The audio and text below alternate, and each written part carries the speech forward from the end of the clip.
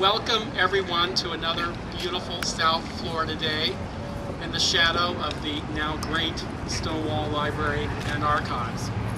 I'm Jack Rutland, the extremely proud Executive Director of Stonewall Library and Archives, and we're here today to welcome all of you to our beautiful new space and to thank you all.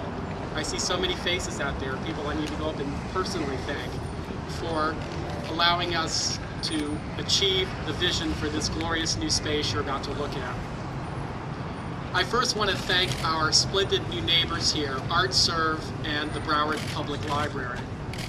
We're thrilled to be able to join with them in bringing this wonderful Fort Lauderdale landmark into a sort of renaissance. I grew up coming into this building and it's wonderful to see it brought back to its original glory. We look forward to working with the Broward Public Library and ArtServe, as we're already doing before we moved here. We look forward to continuing those relationships for years to come. When you walk through Stonewall today, you'll see lots of names of people on the walls, people who have contributed to this wonderful facility. And I hope you have a chance, if you see some of those folks, some of whom are in the audience today, to give them a thanks for all the support they've shown Stonewall. We all know that without these generous men and women, we certainly wouldn't be here today. Their faith and their belief in us and in what we could achieve as an organization is truly immeasurable. I also want to thank our friends and supporters on the Broward County Commission and the Fort Lauderdale City Commission. Their votes to allow us to move into this building were truly groundbreaking and were historic in ways that I think many of them probably haven't begun to grasp. They make me really proud to be a native of Fort Lauderdale, and I'm also very proud that we in South Florida are able to elect such incredibly intelligent people. The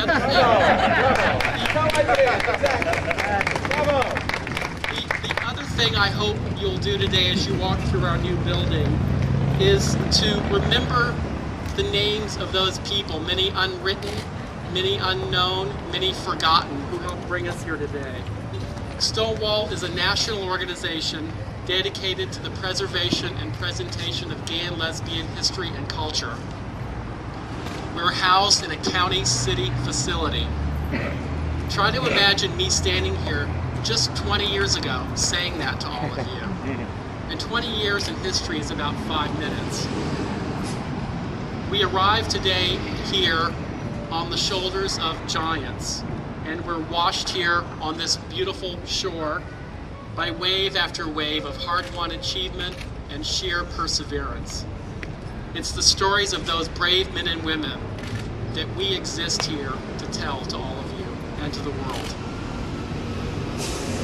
I'm a firm believer in karma, good and bad, as many of you know. And I think I probably did something really spectacular in a former life because I am blessed with the job that I'm allowed to do every day here in this great organization. And I have some really exceptional people I get to work with every day. Our board of directors, many of whom are here, never cease to amaze me. When I ask them, they step up, they step forward, and they do whatever they're asked to do. I'm a really lucky guy. Our former president, Dr. Nate Clarfeld,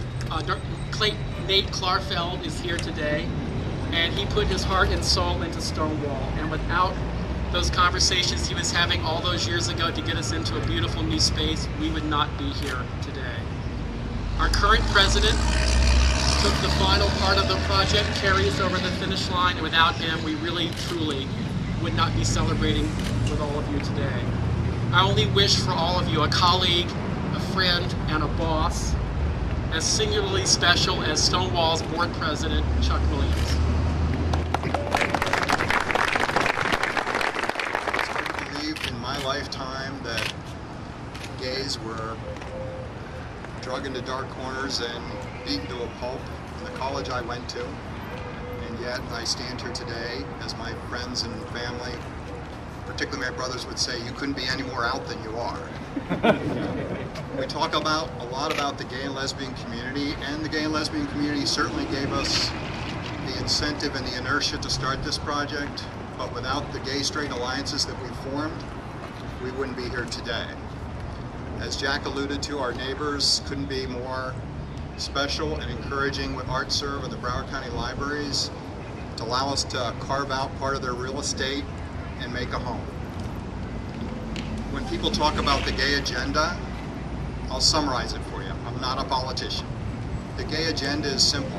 We want a place at the table with everybody else.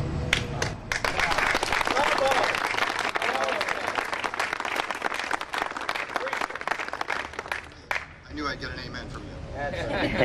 So that's what we're here today to celebrate, that our place at the table has arrived. There are some firsts here besides this historic moment. When you think 3 years back when we were talking about automatic toilets and things like that, and all this unruly gay behavior, to stand here as welcomed as we are with all this political might behind me. We have a gay and lesbian walk of fame behind me. We have a gay and lesbian museum inside. And another first, we're certainly the newest gay and lesbian archive in the country. Yes.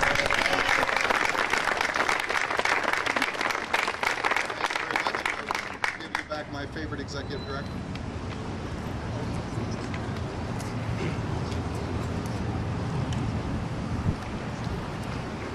I want to use a cliche because I'm about to introduce someone who doesn't need an introduction, so I'm going to do one anyway.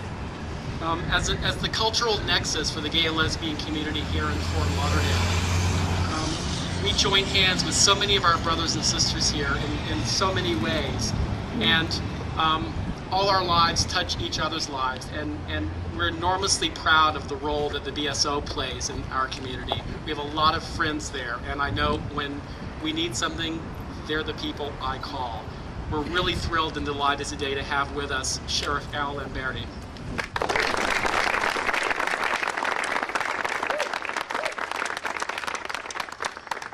Thank you, Jack, and good morning. Shortly after I was appointed back in September of 2007, earlier at the end of in 2008, and a report came out from the Attorney General's office. It's the same report that they've been putting out for a while. It's a report on hate crimes in the state of Florida. And the first thing it talked about was diversity in the state. And it said that Broward County was the most diverse county in the state of Florida. And it talked about diversity by language, race, ethnic group, orientation, economics, all kinds of different